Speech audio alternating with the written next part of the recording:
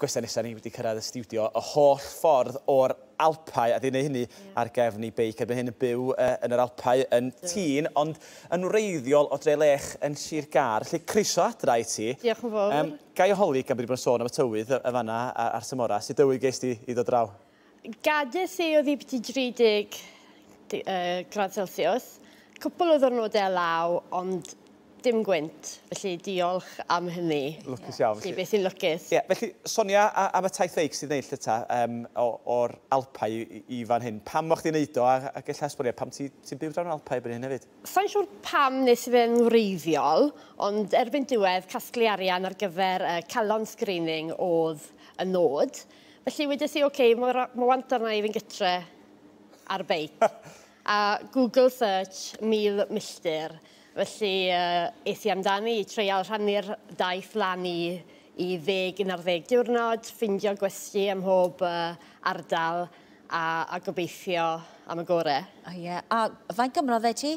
11 diwrnod i gyd. Ie, welson ni fanna tîn. Mae tîn yn ardal unrhyw un sy'n sgio. Fi di sgio yn y sawl tro'n agos iawn i Val d'Isère ag ati. Lle pert iawn, ond o ti'n mynd lawr rhyw i ddechrau felly, o ti o'r mynyddoedd? Ti awr a hanner o lawr rhyw cyn bod fi'n dechrau dim byd, really. So, a wedyn, lot o lan a lot o lawr, a lot o fflat yng nghanolbarth Ffrainc hefyd. Ie, oedd na droion trwstan ti, mae rhywbeth diddorol wedi digwydd ar y ffordd, neu? Oedd diwrnod mynd mewn i Baris yn ddigon diddorol a frustrating, really. Oedd hewlydd ar gau, oedd bontydd ar gau, ffindio ffordd arall drwy Baris, a dim lot o lwybrau beic chwaith, felly lot o hewlydd drwy Paris, oedd y bach yn scary ar droion.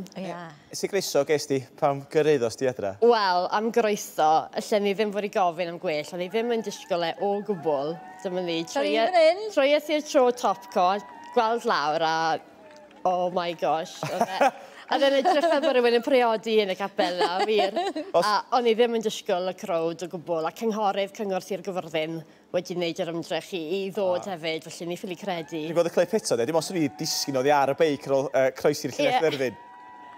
Ie. A pryd o'ch chi bod adra cyn hynny, drws yn ystyried y cyfnos wedi bod? Fi es i digon ffodus i ddod gytre mis Hydref fyra, rhwng lockdowns. Felly, dim gormod amser, ond bydd e'n neis cael brec bach nawr. Sonia, am yr elusen, a dy ti darget yn dod e, ti'n gwybod? Pam bod ti wedi dewis yr elusen arbennig Maden? Fi farf yn had i 2 flynedd nôl nawr ar ôl trafod ar y galon, a wedyn falle meddwl awys prawf i gael i weld awys rhyw broblem, rhywbeth genetig, a wedi ffindio'r elusen Calon Hearts. Maen nhw'n darparu defibrillators ac hefyd yn gwneud diwrnodau sgrinio'r galon.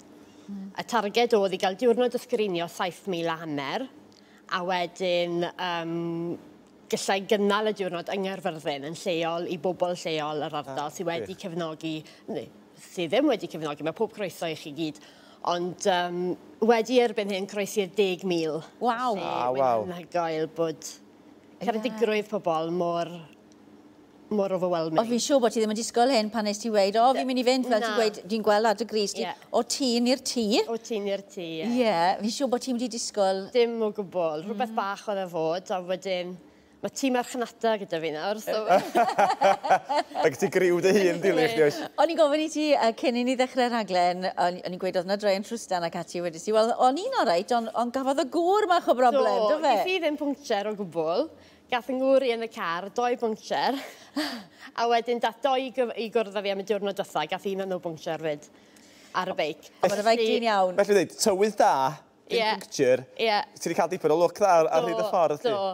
Wedyn ni bod fi wedi dewis ar amser iawn o'r flwyddyn i wneud e. Da iawn. Beth wyt ti'n gwneud allan yn tîn ac ers faint wyt ti wedi bod mas na? Fi'n byw yna nawr ysbron i 10 mlynedd, ysgrifenyddes mewn gwesti Ffrangeg, really. Dim lot o gwsmeriad Saesneg gyda ni. Felly, croesi bysedd am y geia hyn nawr.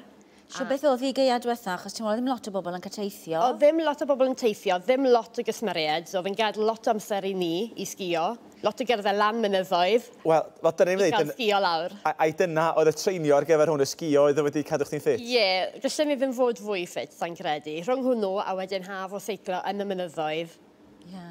Ond o ti'n dweud oedd y gader, y chairlift, felly sy'n mynd â ti lan, oedd rheini gyd ar gau. Rheini gyd ar gau. Felly oedd llythrenol, rhaid chi ddringo lan mwyn sgio lawr. Wes.